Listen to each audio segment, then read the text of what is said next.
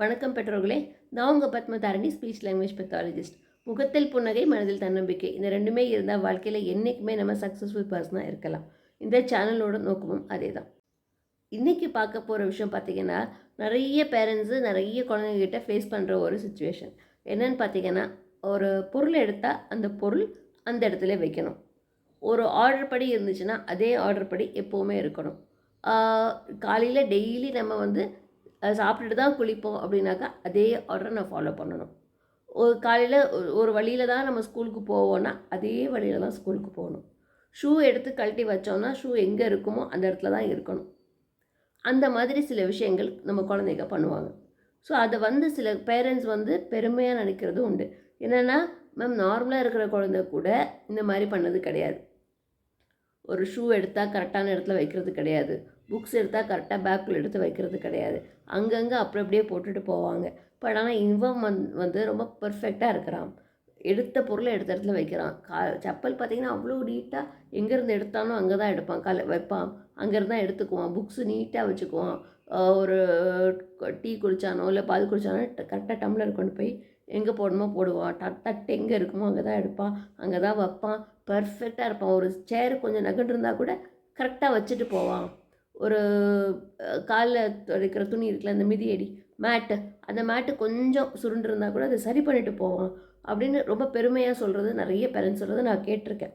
ஆனால் இது ஒரு விதத்தில் அவங்களுக்கு என்ன பிரச்சனை இருக்குதுன்னு தெரியாமல் அறியாமையில் இந்த பேரண்ட்ஸ் சொல்கிறாங்க. ஸோ என்னென்னு பார்த்தீங்கன்னா, இந்த மாதிரி ரிப்பட்டேட்டிவாக ஒரே வேலையை பர்ஃபெக்டாக இருக்கணும் அப்படின்னு செய்கிறதுக்கு பேர் அப்சசிவ் கம்பல்சிவ் டிஸார்டர் அப்படின்னு சொல்லுவாங்க, ஓசிடி. நிறைய பேர் இதை பற்றி கேள்விப்பட்டிருப்பீங்கன்னு நினைக்கிறேன். அதோட ஸ்டார்டிங் ஸ்டேஜ் தான் இது.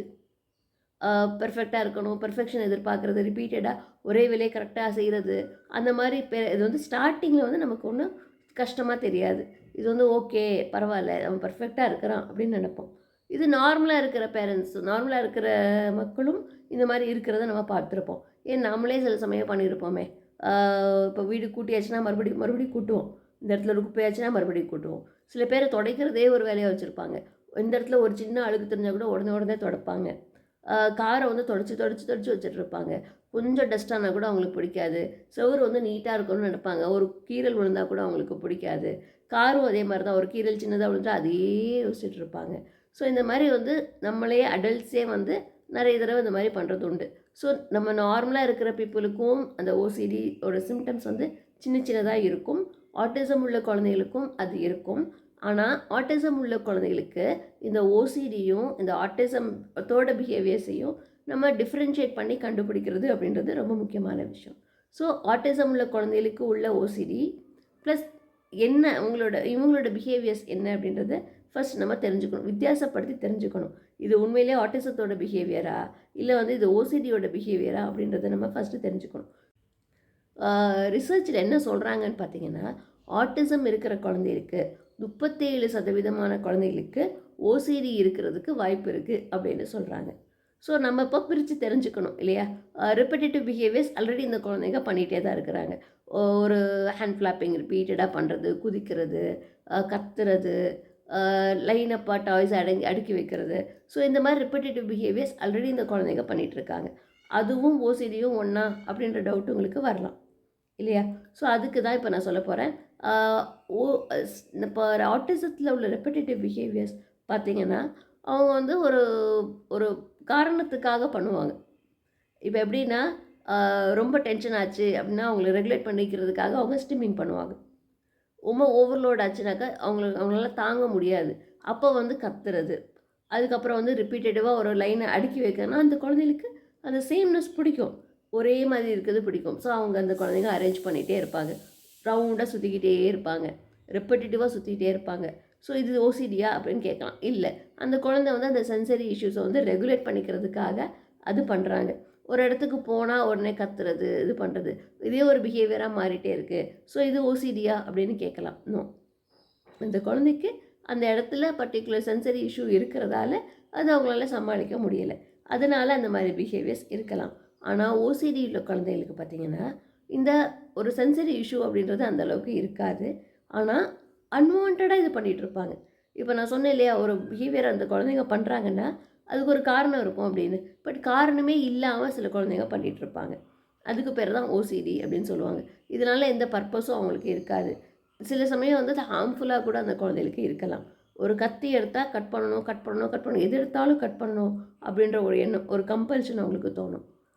ஒரு பொருளை அதை எடுத்துடணும், அதை எடுத்து உடச்சிடணும் அப்படின்ற எண்ணம் சில குழந்தைகளுக்கு வரும். ஸோ அதனால் என்ன பண்ணுவாங்க, ஒரு கிளாஸ் எங்கேயாவது கடிச்சா அதை உடனே தூக்கி போட்டுறணும்.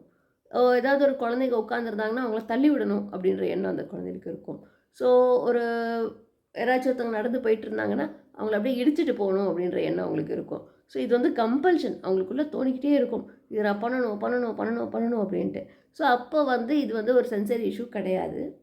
இது வந்து ஒரு ஒரு அன்வான்டாக தேவையில்லாத ஒரு தாட்ஸ் வருது அவங்களுக்கு. ஸோ சில அடல்ட்ஸுக்கு பார்த்திங்கன்னா சூசைடல் தாட்ஸ் கூட வரும். ஸோ அதனால இந்த மாதிரி குழந்தைகளுக்கு நம்ம அப்படியே விட்டுட்டோன்னா நிறைய தாட்ஸ் இந்த மாதிரி எக்ஸ்ட்ராவாக வந்து அவங்க லைஃப்பையே வந்து அது த்ரெட்டனிங்காக மாற்றுறதுக்கான வாய்ப்புகள் நிறைய இருக்குது. ஸோ அதனால் உங்கள் குழந்தைங்க இந்த மாதிரி ஓசிடி சிம்டம்ஸ் உங்கள் குழந்தைக்கு இருக்குது அப்படின்னு நினச்சிங்கன்னா ஃபஸ்ட்டு கிளியராக டிஸ்டிங்விஷ் பண்ணுங்கள். நான் இப்போ சொன்ன ஐடியாஸை சொன்ன டெக்னிக்ஸை வச்சு. ஸோ அப்போ உங்களுக்கு ஒரு ஐடியா கிடைக்கும். ஆமாம், என் குழந்தைக்கு ஓசிடி இருக்குது, இல்லை என் குழந்தைக்கு இது ஓசிடி இல்லை அப்படின்னு. ஆனால் உங்களுக்கு கன்ஃபியூஷன் இருக்குது அப்படின்னாக்கா தயவு செஞ்சு உங்கள் ஸ்பீச் தெரப்பிஸ்ட்டை பார்த்து கேளுங்க. மேம் இது ஓசிடியா, இல்லை வந்து அந்த குழந்தைக்கு சாதாரணமாக ஆட்டிசம்னால இருக்கிற ரெப்படேட்டிவ் பிஹேவியரா அப்படின்றத ஃபஸ்ட்டு கிளியராக புரிஞ்சுக்கோங்க. புரிஞ்சுக்கிட்டு அந்த குழந்தைக்கு ஓசிடி தான் இருக்குது அப்படின்னா தயவு செஞ்சு ஒரு மென்டல் ஹெல்த் ப்ரொஃபஷனலோட ஹெல்ப்பை நீங்கள் எடுத்துக்கோங்க. உங்கள் ஸ்பீச் தெரப்பிஸ்ட்டே கேட்டு யாராவது ஒரு சைக்காலஜிஸ்ட்கிட்டேயோ இல்லை சைக்காட்ரிஸ்ட்கிட்டேயோ இந்த குழந்தைய வந்து நீங்கள் அவங்க ரெஃபர் பண்ணுங்கள் அப்படின்னு நீங்கள் கேளுங்க. அவங்க ரெஃபர் பண்ணுறப்போ அவங்கள போய் பார்த்து என்ன இஷ்யூஸ் இருக்குன்றதை கிளியராக கேட்டு தெரிஞ்சுக்கோங்க. ஸோ இந்த குழந்தைகளுக்கு மோஸ்ட்லி காக்னிட்டிவ் பிஹேவியர் தெரப்பி அப்படின்னு சொல்லுவாங்க. ஸோ அந்த தெரப்பி வந்து ஒரு சைக்காலஜிஸ்ட்டு உங்களுக்கு சொல்லி தருவாங்க எப்படி பண்ணணும் அப்படின்னு. ஸோ அவங்கக்கிட்ட போய் இந்த தெரப்பி நீங்கள் எடுத்துக்கிட்டிங்கன்னா இந்த குழந்தைங்களோட ஓசிடி சிம்டம்ஸ்லேருந்து ஈஸியாக அந்த குழந்தைங்களை நம்ம வெளியில் கொண்டு வரலாம். ஸோ இப்போ உங்களுக்கு சாதாரணமாக தெரிகிற விஷயம் வந்து ஃப்யூச்சரில் பெருசாக அது வளர்ந்துடக்கூடாது. அந்த மாதிரி உங்களுக்கு அவேர்னஸ் வரணும் அப்படின்றதுக்காக தான் இன்றைக்கி நான் அந்த வீடியோ போட்டிருக்கேன். ஸோ உங்கள் குழந்தைக்கும் இதே மாதிரி ஓசிடி சிம்டம்ஸ் இருக்குது அப்படின்னாக்கா நான் சொன்ன மெத்தட்ஸ் எல்லாம் ஃபாலோ பண்ணி ஃபஸ்ட்டு செக் பண்ணிக்கோங்க. அப்புறம் உங்கள் தெரப்பிஸ்ட்டை டிஸ்கஸ் பண்ணுங்கள். அதுக்கப்புறம் கன்ஃபியூஸ் பண்ணிக்காதீங்க. இம்மீடியட்டாக வெயிட் பண்ணாமல் ஒரு சைக்காலஜிஸ்ட்டையோ ஒரு சைக்காட்ரிஸ்ட்டையோ பார்த்து சிவியாரிட்டி ரொம்ப இருந்துச்சுன்னா we have to definitely consult a psychiatrist. ஒரு மெடிக்கேஷன்ஸ் மூலமாக தான் அதை சரி பண்ண முடியும். இல்லை ஸ்டார்டிங்கில் தான் இருக்குது அப்படின்னாக்கா ஒரு சைக்காலஜிஸ்ட் மூலமாக சிபிடி காக்னிட்டிவ் பிஹேவியர் தெரப்பி எடுத்து அந்த குழந்தைகளுக்கு இந்த சிம்டம்ஸ்லேருந்து ஓவர் கம் பண்ணுறதுக்கான வழிமுறைகளை நீங்கள் கற்றுக்கிட்டு நீங்கள் குழந்தைகிட்ட இம்ப்ளிமெண்ட் பண்ணலாம். ஓகே பெற்றோர்களே, இன்றைக்கி இந்த வீடியோவில் ஓசிடினா என்ன, ஆட்டிசம் குழந்தைகளுக்கு எத்தனை 37% குழந்தைகளுக்கு ஓசிடி இருக்குது அப்படின்றத நீங்கள் தெரிஞ்சிருப்பீங்க. இன்னொன்று ஆட்டிசத்தோட ரெப்படேட்டிவ் பிஹேவியர்ஸ் ப்ளஸ் ஓசிடி அவங்களோட டிஃப்ரென்ஸ், அதோட ரெண்டுக்கும் டிஃப்ரென்ஸு, அதுக்கப்புறம் அவங்களுக்கு எப்படி நம்ம ட்ரீட்மெண்ட் கொடுக்கணும் அப்படின்றத கிளியராக இந்த வீடியோவில் நீங்கள் தெரிஞ்சிருப்பீங்க. மறுபடியும் இன்னொரு இன்ஃபர்மேட்டிவான வீடியோவில் உங்கள் எல்லாரையும் நான் சந்திக்கிறேன். அதுவரை உங்களிடமிருந்து விடைபெறுவது உங்கள் பத்மதாரிணி. நன்றி, வணக்கம்.